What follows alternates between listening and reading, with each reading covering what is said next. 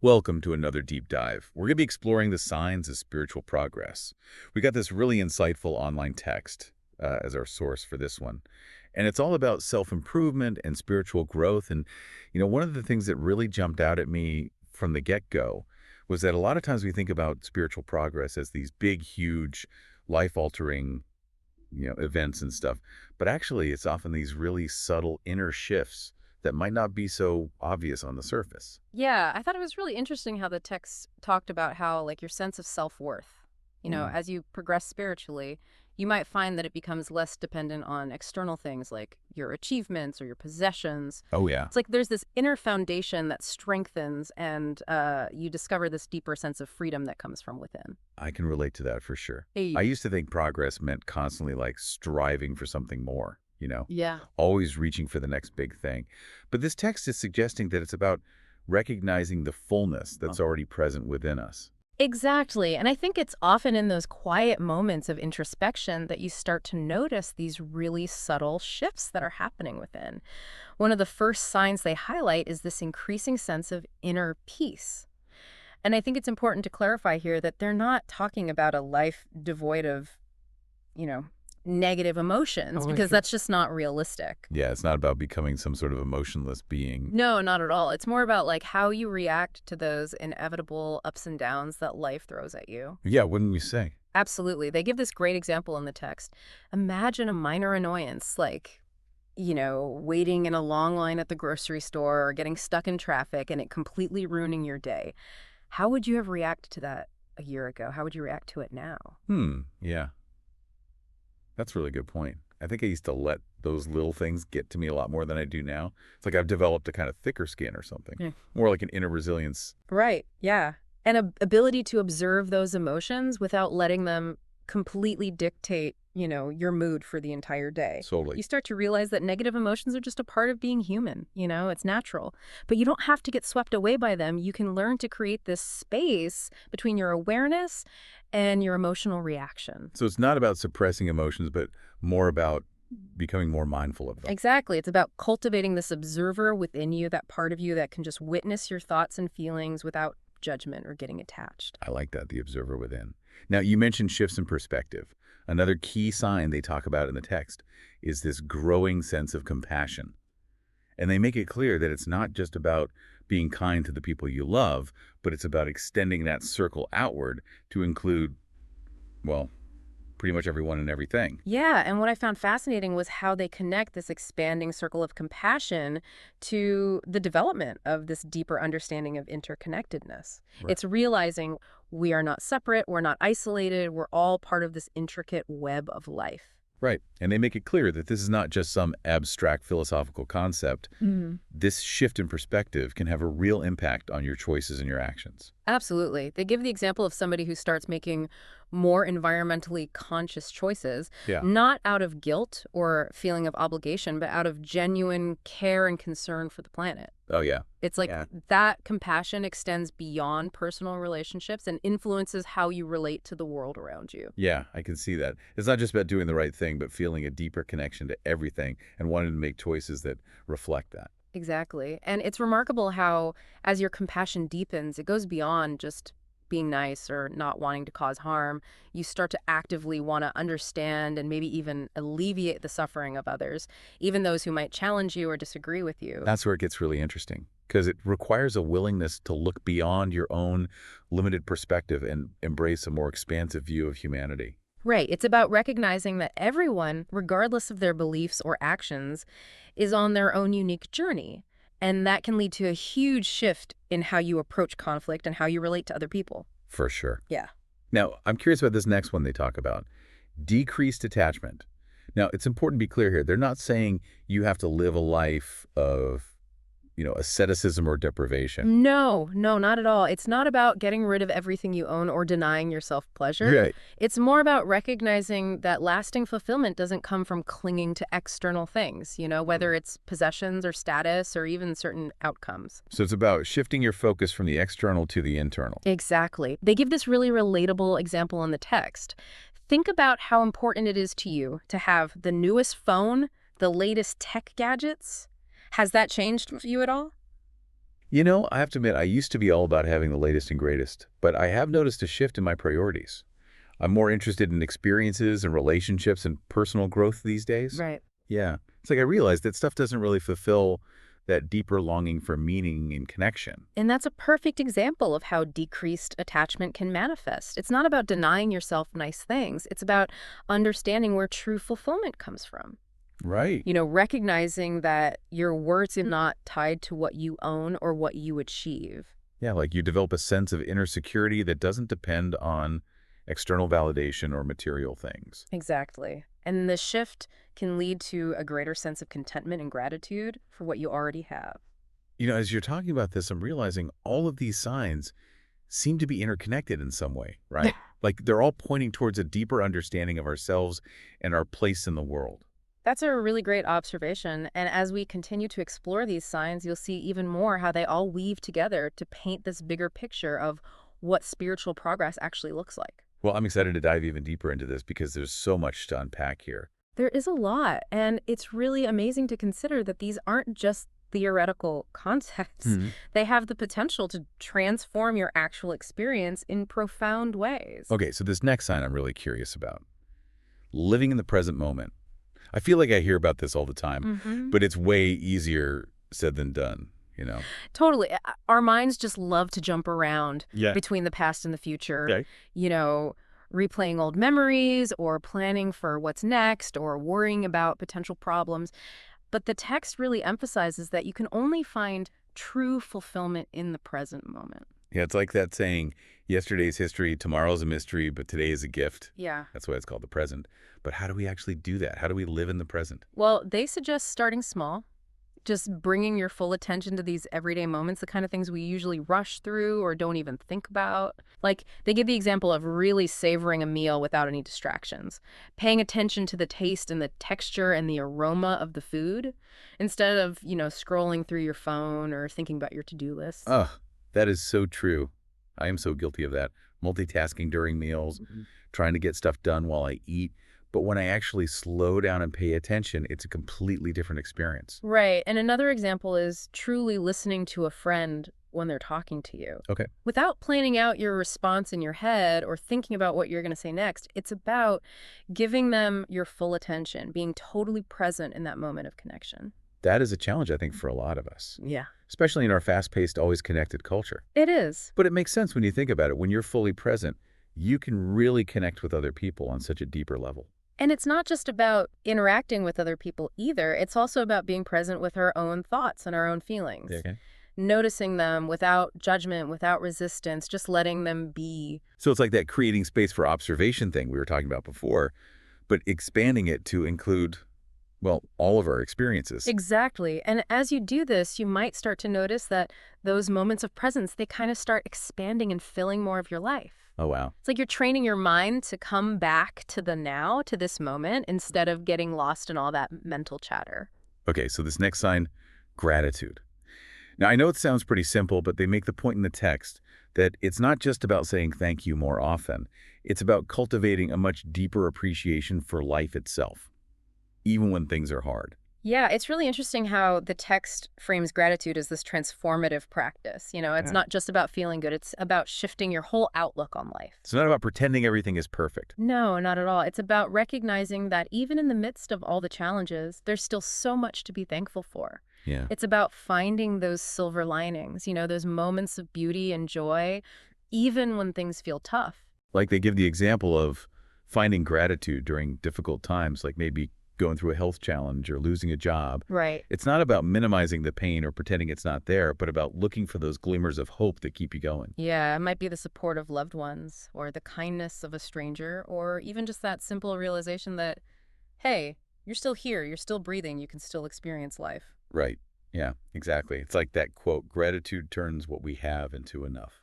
That's beautiful. And as you cultivate gratitude, you might find that it leads to this more grounded sense of optimism, a trust that even when things are tough, there's a bigger plan at play. Yeah. It's not a naive belief that everything will always be okay, Right. but a deeper knowing that you have the inner resources to handle whatever life throws at you. Exactly. And speaking of challenges, another really important sign they talk about in the text is forgiveness. Yeah. And they really stress that it goes both ways, forgiving others and also forgiving yourself. That makes sense, yeah. We often hold on to anger and resentment towards other people, Hmm. but we can be just as hard on ourselves for past mistakes or, Hmm. things we see as shortcomings. Absolutely. And the text really presents forgiveness as this act of self-liberation. It's not about saying that what happened was okay. It's about letting go of all that heavy emotional baggage that comes with holding on to anger or resentment or guilt. So it's not about forgetting or pretending it didn't matter. Right. It's about choosing to let go of those negative emotions that keep you stuck in the past. Exactly. And they make it clear that forgiveness isn't always this overnight thing. It takes time, it's a process. Yeah. But they encourage you to approach it with compassion, both for yourself and for whoever you need to forgive. It's interesting how they link forgiveness with authenticity, too.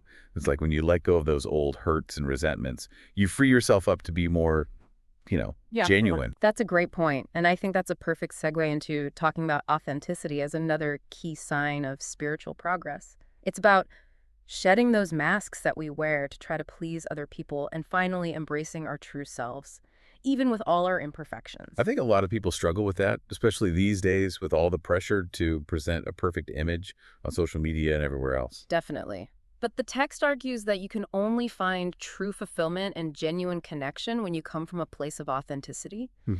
It's about being willing to let go of that need for external validation and approval and just embracing who you are, flaws and all of Finding it. the courage to be vulnerable and Yeah. let people see the real you. Exactly. And it's not always easy. It can feel scary to let go of that need to control how other people see you. Oh, yeah. But as you step into your authenticity, you might be surprised to find that you attract people who appreciate and value you for who you truly are.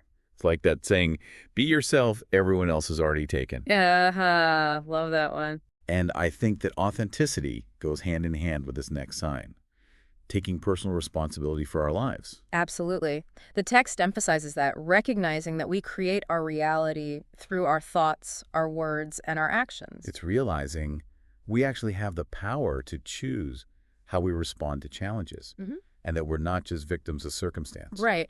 It's understanding that you might not always be able to control what happens to you, but you can always control how you respond to it. Right. And that's a really powerful shift. It really is. I think that's one of the most empowering things about spiritual growth is that realization that you have the power to create change within yourself and even out in the world. But it can also be challenging because it means taking responsibility for the choices you've made, even the mistakes. It requires honesty with yourself, Yeah, facing the parts of yourself you might not always like. right. But it's also a process of self-compassion and understanding, recognizing that we're all human, we all make We're all mistakes. works in progress, right? Exactly. But the important thing is that we're willing to keep learning and keep growing. And as we continue to explore all these signs, Yeah. we're going to see how they all kind of support each other, right? Yeah. It's not about mastering one and then moving on to the next. It's Yeah. about this deeper understanding of how they all work together to create a more meaningful life. Exactly, yeah. A more fulfilling life, a more authentic life. So, thinking about this whole personal responsibility thing, it makes me wonder, how does that tie into finding our purpose? I feel like so many people struggle with that. Yeah, that's a great question. And the text actually addresses that directly. They say that as you kind of step into that sense of responsibility, you naturally start to ask these bigger questions about, like, what's the meaning of my life? What am I here to do? You're not content to just go through the motions anymore. Yeah. You want your life to mean something. You want to make a contribution. Right. So it's not necessarily about having this huge, world-changing mission. Yeah. It could be about those small, everyday acts of service that bring meaning to, your own life and the lives of others. Exactly. And they really emphasize that purpose doesn't have to be this big dramatic thing. It's more about aligning your actions with your values and finding ways to use your unique gifts and talents in service to something bigger than yourself. Yeah, I think that's reassuring for people who get kind of overwhelmed by this whole, finding your purpose thing. Yeah. It's not about having all the answers, right? It's Yes. about taking small steps and trusting that things will unfold. Trusting the path. Yeah. Yeah. And speaking of trusting the path, one of the most interesting signs they talk about is this growing comfort with uncertainty, which kind of seems counterintuitive, right? You'd think that spiritual growth would lead to more certainty. Yeah, you'd think you'd have it all figured out. Right. But the text suggests it's actually the opposite. You become more comfortable not knowing all the answers. Embracing the unknown. Yeah. What I found fascinating is how they link that comfort with uncertainty to a deeper sense of trust. Trust in the universe, in a higher power. It's recognizing that even when things feel uncertain, there's this bigger picture unfolding that we might not be able to see right now. So it's about surrendering that need to control everything Right. and trusting that even if things don't go according to plan, it's all working out somehow. Exactly. And as you surrender to that flow, you might start to experience these moments of profound connection, like a sense of oneness with something much greater than yourself. They describe these experiences of unity as being pretty subtle at first. Maybe like a feeling of awe when you're out in nature or a deep sense of peace during meditation. Mm. But they say as you progress, these moments can become more frequent and more intense. Yeah, and it's interesting how they connect these experiences to developing a more balanced perspective on life in general. Okay. It's like you start to see the bigger picture. You understand that joy and sorrow, successes and failures, it's all part of this grand tapestry of existence. You're less reactive to the ups and downs, more able to stay centered even when things get chaotic. Exactly. You've developed that resilience we were talking about. Right, and that balanced perspective, it extends to how you view yourself and other people too. Yeah, you start to see that everyone, including yourself, is this mix of light and shadow, strengths and weaknesses. It's about embracing your wholeness, Your wholeness. acknowledging the wholeness of others, Letting go of that need to be perfect and just accepting yourself and others, imperfections and all. which I think really connects to this next sign, Yeah.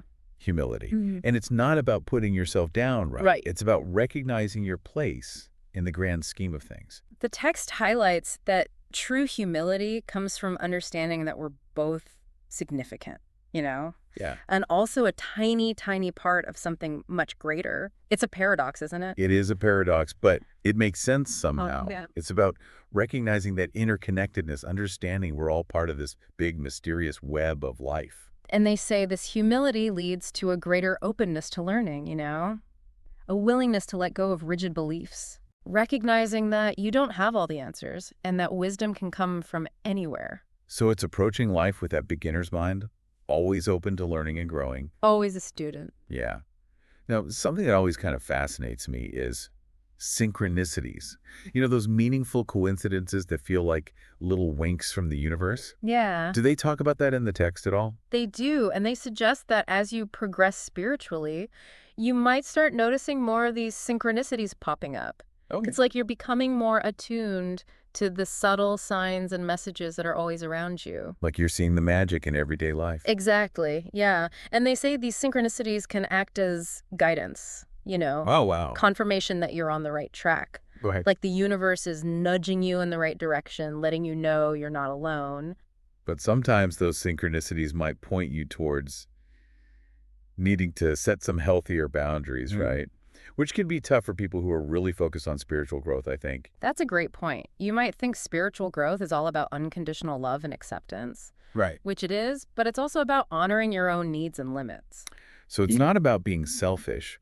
It's more about creating healthy boundaries, Hmm. but you can show up more authentically in your relationships. Exactly. The text makes it clear that true compassion also involves taking care of yourself. You can't pour from an empty cup, right? Right. So by setting boundaries, you can actually give more to others because you're coming from a place of wholeness. Exactly. And they connect this idea of boundaries to the importance of cultivating silence in your life.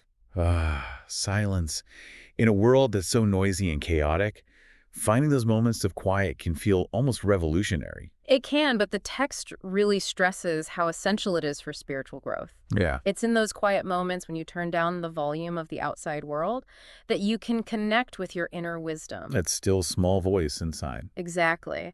And as you create more silence in your life, you might find that you also start to appreciate simplicity more. Oh, yeah. I love how they talk about simplicity, not just with material possessions, but also your schedule, your commitments, even your social circle. It's like decluttering your life so there's more space for what truly matters. Yeah, like letting go of commitments that no longer serve you or relationships that drain your energy. Bring you joy that nourish your soul. Aligning your life with your values. Exactly, creating a life that feels meaningful. And as you simplify your life, you start to appreciate those simple things more. Yeah. Absolutely. Things like savoring a cup of tea or taking a walk in nature, those everyday moments that we often take for granted, Hmm. they emphasize that finding joy in those simple things isn't about lowering your expectations or settling. Right. It's about recognizing the abundance that's already there in your life and Yeah. being grateful for those small everyday miracles. It's like shifting your focus from what you're lacking to what you already have Yeah, and realizing that happiness and fulfillment are available right now. in this moment. Yeah. And as you cultivate that appreciation for simple things, you might also find that you develop a deeper sense of reverence for life itself. It's like you start to see the sacred in the ordinary. You Yeah. recognize the interconnectedness of everything, and you see beauty and wonder in every moment. It's like seeing the world with fresh eyes. Exactly, and appreciating the miracle of just being alive. You know, it's incredible to think how far we've come in this conversation. Yeah. Starting with those subtle inner shifts, and now we're talking about this expansive view of life and our place in it. It's been quite a journey, and it highlights just how multifaceted spiritual progress really is. And one of the most beautiful things is that it's a journey that never ends. There's no finish line, no point where you've arrived. Right. It's about embracing the journey and trusting that each step, whether it's a moment of insight or a challenge, it's all an opportunity for growth. Exactly. And they emphasize that as you continue on this path, you might experience a shift in how you understand love. It goes beyond just that conditional love we usually associate with relationships and family. It becomes this more universal, unconditional love that sees the inherent worth in everyone, Seeing that spark of goodness in everyone, even those who challenge us. even those who we might disagree with. Yeah. Yeah. And they connect this universal love to embracing paradox. Paradox. Yeah, it's the ability to hold seemingly contradictory ideas at the same time. That sounds tricky. But also, it makes sense because life is full of paradoxes. It really is, and they argue that embracing paradox allows for a much deeper, more expansive understanding of reality. Letting go of those rigid beliefs and recognizing that truth often goes beyond what our logical minds can grasp. So it's about being open to the mystery of it all, accepting that there are some things we may never fully understand. Exactly, yeah. And as you continue on your journey, you might start to embody the qualities that you admire in others, Right. not in a way where you're trying to be someone you're not. Right. But those qualities kind of naturally emerge as a reflection of your inner transformation. Like wisdom and compassion and peace just become part of who you are. Exactly, they flow naturally. It's not something you have to force. I think that ties into that inner freedom they talk about, that sense of liberation from expectations and limiting beliefs that might have held you back before. They describe it as this feeling of alignment with your true self. You're not bound by the need to conform anymore. Yeah, like having the courage to be yourself, even if it means going against the grain. Exactly, and they connect this inner freedom to understanding the cyclical nature of life, recognizing that everything ebbs and flows. Mm. There are seasons of growth and seasons of rest, times of joy and times of sorrow. It's about embracing the whole cycle, knowing that each part has its own gifts and lessons. Yeah, and they emphasize that this understanding can lead to greater patience and perseverance. You Okay. learn to ride the waves, trusting that even the challenging times will eventually pass. And that something better is coming. Yeah, brighter days are ahead. It's about trusting the process and recognizing that there's always a bigger picture unfolding, even when we can't see it. And this all ties back to that comfort with uncertainty. It does. It all comes full circle. Yeah. And as you go deeper into all of this, you might find that you develop a greater willingness to be with discomfort.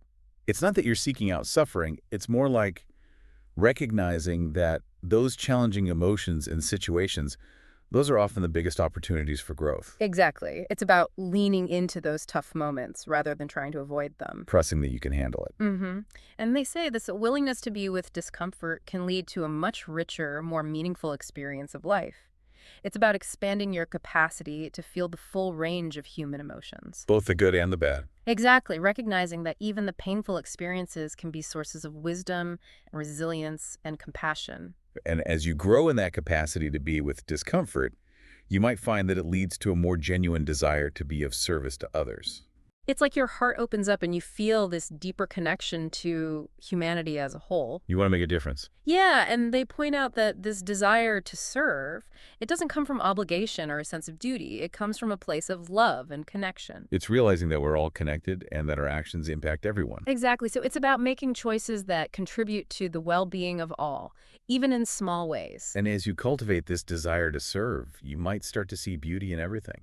Yeah, even in the things that you might have judged as negative or flawed before. Like you develop a wider definition of what beauty is.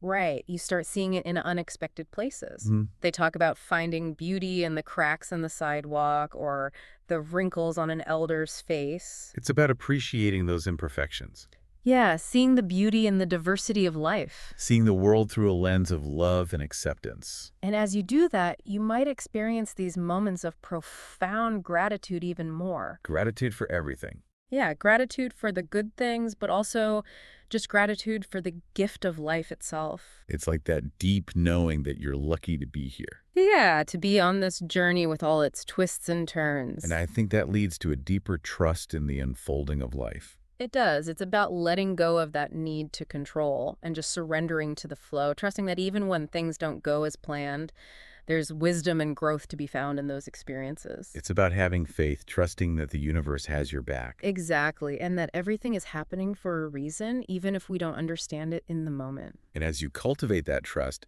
you might start to experience more of those moments of pure presence, you know, where the mind quiets down and you're just fully present in the now. Those glimpses into the true nature of reality. Yeah, just pure awareness. They describe it as this taste of the peace and stillness that's at the core of who you are. Wow.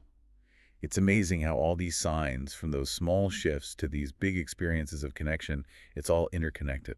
It all points towards this deeper understanding of ourselves and the universe. What a journey this deep dive has been. We've really explored so much about spiritual progress and the potential we all have with And as we wrap up, it's important to remember that all these signs, they're not meant to be a checklist. They're Right. just guideposts on a path that's unique to each person. So as you reflect on all of this, think about which of these signs resonate with you the most. Yeah, how are they showing up in your own life? And where might they be leading you? This has been an incredibly insightful deep dive, and I hope you'll revisit it as you continue your own journey of spiritual growth. There's always something new to discover,